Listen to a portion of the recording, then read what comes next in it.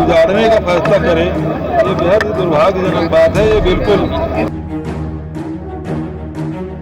कल मुझसे एक अम्मा बोल रही थी कि मेरा घर उजड़ जाएगा तो इन बड़े बड़े घरों में बर्तन मांजने कौन जाएगा। कॉम्प्लेक्स जरूरी है, गार्डन जरूरी है कि गरीब जनता जरूरी है। बिलासपुर का लिंगियाडीह, जहां कभी बच्चे की किलकारियां गूंजती थी, आज वहां आंसुओं की खामोश चीख सुनाई देती है। पिछले 37 दिनों से यहां के गरीब परिवार सड़क किनारे बैठे हैं। सवाल सिर्फ एक है, कल उनका घर बचेगा या नहीं। जिन घरों को उन्होंने पाई पाई जोड़कर बनाया, आज वही घर बुलडोजर की दहलीज पर खड़े हैं। गार्डन और कमर्शियल कॉम्प्लेक्स के नाम पर गरीबों की पूरी दुनिया उजाड़ी जा रही है। देखिए क्या है पूरी रिपोर्ट। लिंगियाडीह के इन घरों में कोई आलीशान महल नहीं, ये वो छतें हैं जिनके नीचे मजदूर की थकी सांसें सुकून पाती थी। किसी माँ ने यहीं अपने बच्चों को पाला, किसी बुजुर्ग ने यहीं आखिरी सांस लेने का सपना देखा। आज वही लोग डर के साए में जी रहे हैं। हर सुबह यह सोचकर आँख खुलती है कि आज बुलडोजर आएगा या नहीं। बच्चे स्कूल जाना भूल चुके हैं, महिलाएं रात भर घर के कोने में बैठकर रोती हैं और पुरुष अपनी बेबसी को मुट्ठियों में कैद किए खामोश बैठे हैं। इन गरीब परिवारों ने नगर निगम को 10 रुपए प्रति वर्ग फुट की दर से पैसे दिए।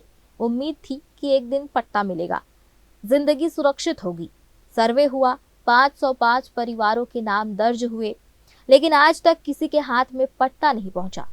मार्च 2025 में 150 से ज्यादा मकान और दुकानें तोड़ दी गई। जिन दीवारों पर बच्चों की ऊंचाई के निशान थे, आज वहां सिर्फ मलबा और यादें बची हैं। गरीब लोग जो मकान बना लिए थे पाई पाई जोड़ के, उसको तोड़ने का काम, एक बार तो 80 फीट चौड़ी सड़क के नाम से उसको उजाड़ा गया, लेकिन अब उसे गार्डन के बनाना है इसलिए उजाड़ा जा रहा है। ये बेहद अन्यायपूर्ण है। अब बरसों से 50-60 साल से वो लोग यहाँ निवास कर रहे हैं और उसको एक उनको उजाड़ने का फैसला करे, ये बेहद दुर्भाग्यजनक बात है। ये बिल्कुल तुगलकी आदेश है।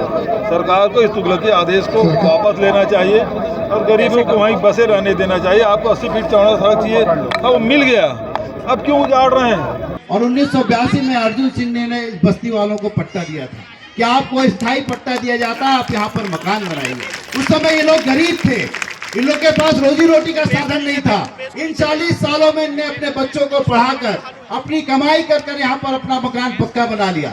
और हमारी सरकार के समय भी इनको स्थायी पट्टे दिए। इनको 3000 रुपए इन्होंने अपने किराए का पट्टे का पटाया। और अब ये जब सरकार आई और इन्होंने पक्का मकान बना लिया, अपनी रोजी रोटी के साधन कर लिए। कल मुझसे एक अम्मा बोल रही थी कि मेरा घर उजड़ जाएगा तो इन बड़े बड़े घरों में बर्तन मांजने कौन जाएगा। 2019 में सरकार के द्वारा पट्टा बांटने का सर्वे किया गया था। उस सर्वे के तहत 2022 में सब 10 रुपये वर्ग फीट के हिसाब से निगम में पैसे जमा किए। रसीद सबके पास है, तो हमारी वही मांग है, उनको उस रसीद के तहत पट्टा वहीं दे दिया जाए। प्रधानमंत्री आवास के तहत उनको पैसा दे दिया जाए, वहाँ वो अपना सियाना अच्छे से बना लेंगे, सुदृढ़ हो जाएगा, अच्छा दिखेगा मकान। अब मकान को तोड़कर, गरीबों का मकान और दुकान सबको तोड़कर टारगेट कर अगर तोड़ा जा रहा है तो ये कहाँ का न्याय है। कॉम्प्लेक्स जरूरी है, गार्डन जरूरी है कि गरीब जनता जरूरी है। देखिए, उनको लगा कि गरीब परेशान है, गरीब बहुत दुखी हैं और गरीब जनता के लिए वो हमेशा छत्तीसगढ़िया, ठेठ छत्तीसगढ़िया कहा जाए तो भूपेश बघेल जी हैं। उनको लगा कि उनके छत्तीसगढ़िया लोगों पे जुल्म हो रहा है तो वो समर्थन देने आए, वो गरीबों का दर्द सह नहीं पाए। इसलिए आज रायपुर से लिंगियाडीह एक छोटा सा हम लोग का वार्ड है, इस वार्ड के गरीब लोग की आवाज़ सुनकर वो पिछले धरने में पहुंचे पूर्व मुख्यमंत्री भूपेश बघेल ने इन परिवारों का दर्द देखा और सुना, महसूस किया। उन्होंने कहा, ये लोग 40-50 साल से यहाँ रह रहे हैं। पहले सड़क चौड़ीकरण के नाम पर डराया गया, अब गार्डन के नाम पर उजाड़ा जा रहा है। उन्होंने साफ कहा कि गरीबों के घर तोड़कर बनाया गया कोई भी गार्डन इंसानियत का कत्ल होगा। जो पट्टे पहले दिए गए थे उन्हें बरकरार रखना सरकार की जिम्मेदारी है।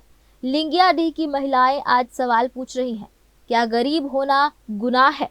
बूढ़े माता पिता पूछ रहे हैं, मरने से पहले एक छत तो रहने दो।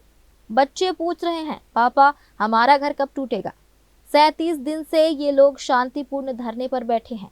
उम्मीद सिर्फ इतनी है कि सरकार उनकी आंखों में झांक कर उनका दर्द देखे, क्योंकि अगर ये घर टूटे तो सिर्फ ईंट पत्थर नहीं गिरेंगे, बल्कि सैकड़ों परिवारों की पूरी जिंदगी मलबे में बदल जाएगी।